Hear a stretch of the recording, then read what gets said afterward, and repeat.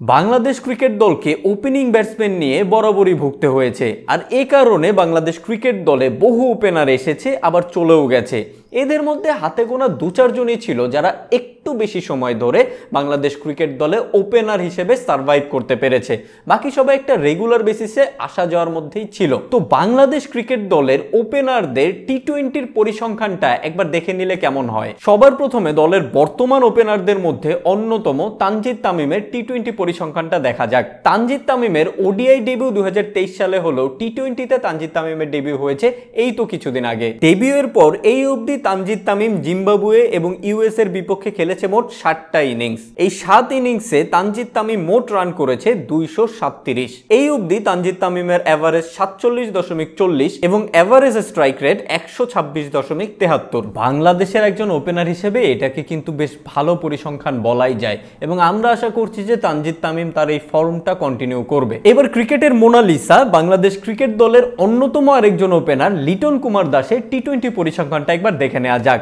লিটন কুমার দাস 2015 সালে আন্তর্জাতিক টি-20তে ডেবিউ করা এই ক্রিকেটারকে এখন অবধি অনেকে শিক্ষানবিশ প্লেয়ার হিসেবেই দেখেন, কারণ বিগত 9 বছর ধরে আন্তর্জাতিক ক্রিকেট খেলার পরও লিটন দাস নাকি এখনো শিখেই যাচ্ছেন। যাই হোক, লিটন দাস এই অবধি 80টা টি-20 ইনিংস খেলেছে এবং যেখানে তিনি মোট রান করেছে 1804। এই অবধি তার এভারেজ 23.12 আর এভারেজ স্ট্রাইক রেট হচ্ছে 128.12। কিছুদিন আগে লিটন দাসের এভারেজ যখন 25 ছিল তখন একবার লিটন দাসকে তার এভারেজ সম্পর্কে প্রশ্ন করা হলে তিনি বলেছিলেন যে 25 এভারেজকে তিনি খারাপভাবে দেখেন না। তাই আমার কাছে মনে হচ্ছে বর্তমানে লিটন দাসের এই 23 এভারেজকেও তিনি খারাপভাবে দেখছেন না। এবার বাংলাদেশ ক্রিকেট দলের অন্যতম ভাগ্যবান একজন ক্রিকেটার সৌম্য সরকারের টি-20 পরিসংখ্যানটা একবার দেখে নেওয়া যাক।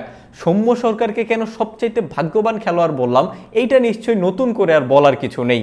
যাই হোক, সৌম্য সরকার এই অবধি 82টা আন্তর্জাতিক টি-20 ইনিংস খেলে মোট রান করেছে 1398। যদিও সবগুলো ইনিংস তিনি ওপেনিং পজিশনে খেলেননি, তার পজিশন নিয়ে অনেক নাড়াচাড়া করা হয়েছে। মোট 82টা আন্তর্জাতিক টি-20 ইনিংস খেলার পরে তার এভারেজ হচ্ছে মাত্র 17.92 আর তার এভারেজ স্ট্রাইক রেট হচ্ছে 123.17। লিটন দাসের এভারেজ যখন 25 ছিল তখন যেহেতু তার কাছে 25 এভারেজ খারাপ মনে হয়নি, তো সৌম্য সরকারের বর্তমান এভারেজ যেহেতু 17, আমার ধারণা সৌম্য সরকারের কাছেও 17 এভারেজটা খারাপ মনে হয় না। এবার বাংলাদেশের আরেকজন ওপেনার এনামুল হক বিজয় ওরফে গরিবের এমএস ধোনি টি-20 পরিসংখ্যানটা একবার দেখে নেওয়া যাক। এনামুল হক বিজয়কে গত 6 মাস বা 1 বছর ধরে প্রায় সকল সিরিজেই বাংলাদেশ ক্রিকেট দলের সাথে দেখা যায়, কিন্তু তাকে খেলতে দেখা যায় খুবই কম। যাই হোক, এনামুল হক বিজয় এই অবধি 20টা আন্তর্জাতিক টি-20 ইনিংস খেলে মোট রান করেছে 445, যার এভারেজ হচ্ছে 24.72 আর এভারেজ স্ট্রাইক রেট হচ্ছে 112.65। বর্তমান টি-20 ক্রিকেটে 112 স্ট্রাইক রেটকে কিন্তু অপরাধ সমতুল্য বলাই যায়। অপরাধের কথা বলতে গিয়ে বাংলাদেশ ক্রিকেট দলের অন্যতম গুরুত্বপূর্ণ একজন প্লেয়ারের কথা মনে পড়ে গেল। যদিও সে ওপেনার না, কিন্তু বাংলাদেশ ক্রিকেট দলের টপ অর্ডার একজন ব্যাটসম্যান যিনি 3 নম্বর পজিশনে খেলেন এবং টি-20তে বর্তমানে তার এভারেজ স্ট্রাইক রেট হচ্ছে 109.64। এনামুল হক বিজয়ের 112 স্ট্রাইক রেট যদি অপরাধ সমতুল্য হয়, 3 নম্বরে ব্যাটিং করা সেই প্লেয়ারের 109 স্ট্রাইক রেট থাকার কারণে তাকে তো টি-20 ক্রিকেট থেকে বহিষ্কার করে দেওয়া উচিত। বাংলাদেশের আরেকজন ওপেনার নাঈম শেখ যখন দলে ওপেনিং সংকট চলছিল তখন তিনি বেশ কিছুদিন দলে সুযোগ পেয়েছেন, যদিও বর্তমানে তিনি অফ ফর্মে থাকার কারণে দল থেকে বাহিরে আছেন।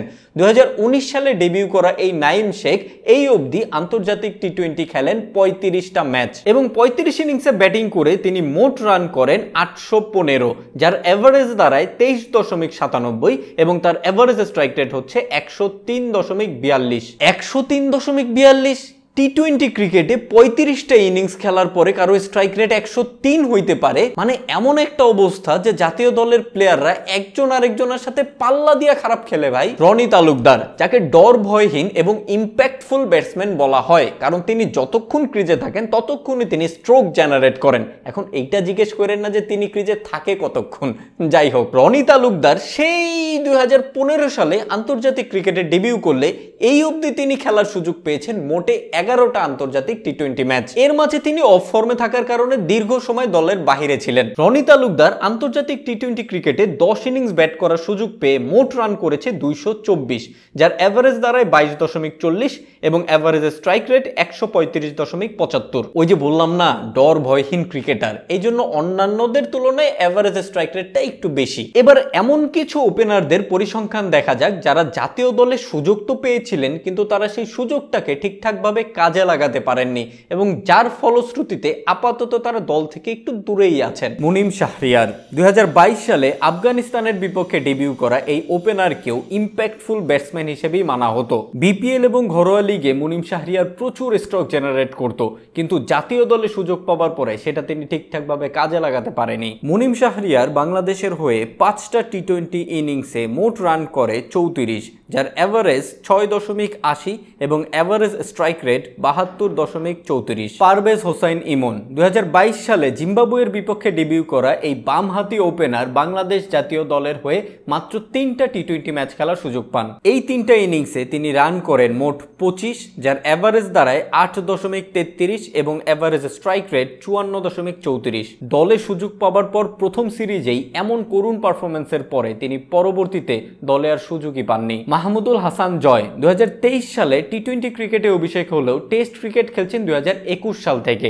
টেস্ট ক্রিকেটে নিয়মিত মুখ এই জয়ও বাংলাদেশের হয়ে আন্তর্জাতিক টি-20 খেলার সুযোগ পান মোটে 3টা ম্যাচ। এই 3 ম্যাচের 2 ইনিংসে ব্যাট করে মাহমুদুল হাসান জয় মোট রান করেছেন 5, যার এভারেজ হচ্ছে 2.50 এবং যার এভারেজ স্ট্রাইক রেট 50। দুঃখের বিষয়টা কি জানেন? মাহমুদুল হাসান জয়, পারভেজ হোসাইন ইমন এরা কিন্তু বাংলাদেশের হয়ে অনূর্ধ্ব-19 বিশ্বকাপ জিতেছিল, কিন্তু জাতীয় দলে আসার পরে তারা সেইভাবে পারফরমেন্স করতে পারেনি। এবার একেবারে শুরুর দিককার কিছু ওপেনার যারা বাংলাদেশ জাতীয় দলের হয়ে কম বেশি ওপেনিং ব্যাটিং করেছে, কিন্তু বর্তমানে তারা কেউ আর বাংলাদেশ জাতীয় দলের সাথে সংযুক্ত নেই, এমন কিছু ওপেনারের স্ট্যাটটা একবার দেখে নেই। জুনায়েদ সিদ্দিকী 2007 সালে আন্তর্জাতিক টি-20 ক্রিকেটে ডেবিউ করেন এবং শেষ আন্তর্জাতিক টি-20 ম্যাচটা খেলেন 2012 সালে।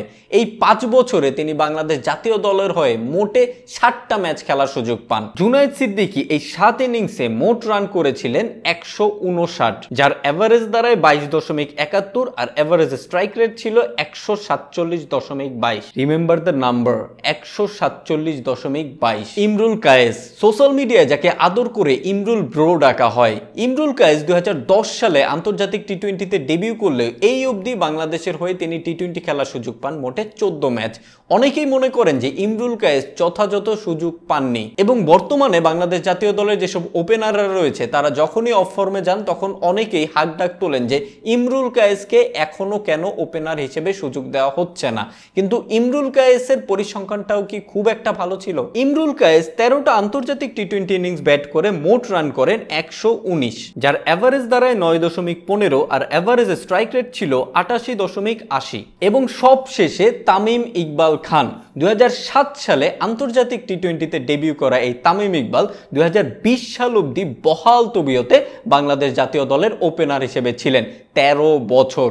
এত দীর্ঘ সময় ধরে বাংলাদেশের অন্য কোনো ওপেনার বাংলাদেশ জাতীয় দলে সার্ভাইভ করতে পারেনি। তামিম ইকবাল খান টি-20 ফরম্যাটে বাংলাদেশের হয়ে ওপেনিং করেছেন 78টা ইনিংস। তার মোট রান হচ্ছে 1758, যার এভারেজ ছিল 24.08 আর এভারেজ স্ট্রাইক রেট ছিল 116.96। তামিম ইকবালকে একজন ড্যাশিং ওপেনার হিসেবে সবসময় মানা হতো, কিন্তু সেই হিসেবে 116 এভারেজ স্ট্রাইক রেট কিন্তু আহামরি কিছু না। যদিও বর্তমানে বাংলাদেশের অনেক টপ অর্ডার ব্যাটসম্যানদের এভারেজ স্ট্রাইক রেট এর থেকেও কম, সেই হিসেবে তামিম ইকবাল আবার ঠিকঠাকই আছেন। এখন এই পুরো পরিসংখ্যানটার সারমর্ম কি দাঁড়ালো? বাংলাদেশের ওপেনারদের মধ্যে টি-20 ফরম্যাটে সবচাইতে ভালো স্ট্রাইক রেট হচ্ছে জুনায়েদ সিদ্দিকীর, যিনি 2012 সালে শেষ আন্তর্জাতিক টি-20 ম্যাচটা খেলেছিলেন। আর তারপরই আসে Rony Talukdar 135.75 average strike rate, তিনিও জাতীয় দলে অনিয়মিত মুখ। এবং এর বাইরে পূর্বের এবং বর্তমানের কোনো ওপেনারের এভারেজ স্ট্রাইক রেট 130-এর উপরে নেই। বিষয়টা আসলে হতাশাজনক। আর এভারেজ রানের দিক থেকে এগিয়ে আছেন তানজিদ তামিম, যার বর্তমান এভারেজ হচ্ছে 47 36.40। তবে এখানেও একটা কথা আছে, তিনি মাত্র 60টা আন্তর্জাতিক টি-20 ম্যাচ খেলেছেন এবং সেগুলো হচ্ছে জিম্বাবুয়ে এবং ইউএস এর বিপক্ষে। যদিও আমরা আশা করছি তানজিদ তামিম তার এই ফর্মটা কন্টিনিউ করবেন। সবশেষে আরেকটা মজার বিষয় জেনে নিন, তানজিদ তামিম ব্যতীত এই অবধি বাংলাদেশের কোনো ওপেনারের টি-20 অ্যাভারেজ 25-এর উপরে নাই।